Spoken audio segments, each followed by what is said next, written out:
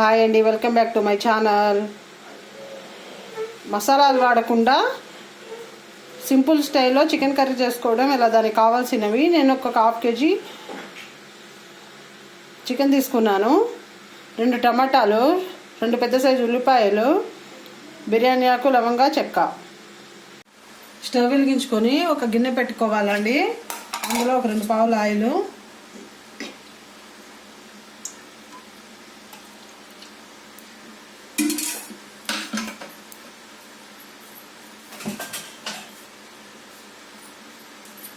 బిర్యానీ ఆకు, చెక్క చిన్న ముక్క, లవంగాలు ఒక 2 వేసుకోవాలి. వేడి కానిద్దాము. వేడయ్యాక చూద్దాం. ఆయిల్ వేడయ్యాక కట్ చేసుకున్న ఉల్లిపాయ ముక్కలు,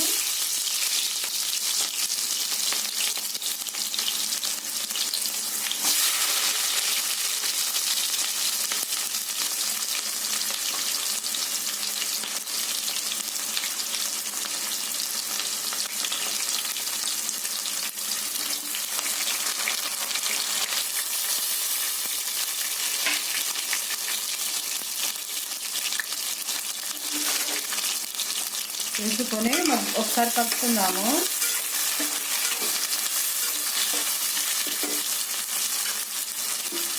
ఇందులోనే ఒక టేబుల్ స్పూన్ అల్లం వెల్లుల్లి పేస్ట్,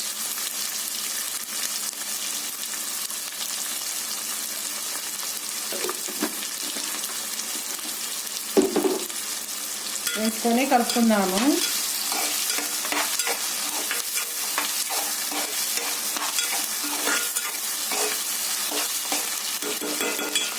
మగ్గనిద్దామండి.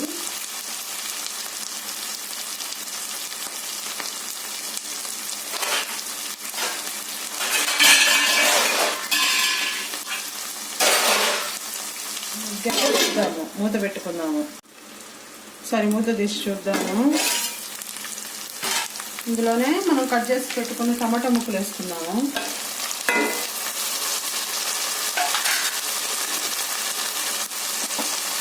½ టీ స్పూన్ పసుపు,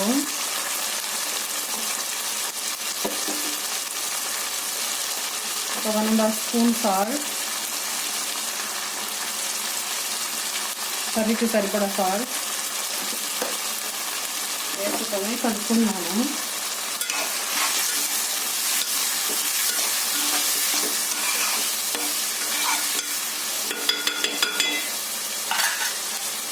మూసుకున్నాము.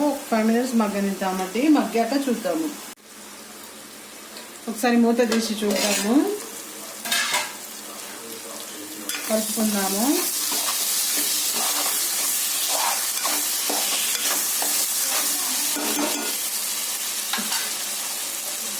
ఇందులోనే ఒక 2 స్పూన్ల కారం,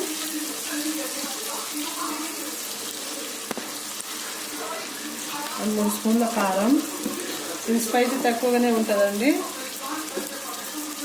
ఇందులోనే ధనియాల పొడి 1½ స్పూన్ వేసుకొని కలుపుకున్నాము.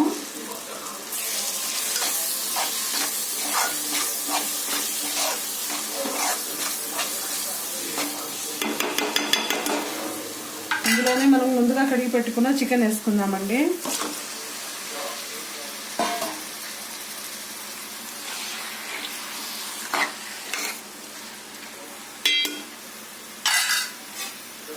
మూత పెట్టుకుందాము. ఒక 5 minutes తర్వాత చూద్దాం. మూత తీసి చూద్దామండి. ఈ విధంగా కావాలంటే ఈ విధంగా ఉంచుకోవచ్చు. నాకు కొంచెం గ్రేవీ కావాలి కాబట్టి వాటర్ పోసుకుంటున్నాను. ముక్కలు మునిగేంత వరకు పోసుకోవాలండి. కలుపుకుందాము. కలుపుకొని మూత పెట్టుకుందాము. చిక్కబడే వరకు ఉడికించుకుందాము. తర్వాత చూద్దాము. ఈ విధంగా ఉన్నప్పుడు కొబ్బరి, పల్లీలు పొడి 2 కలిపి మిక్సీ పట్టుకున్న పౌడరు ఒక 2 స్పూన్లు,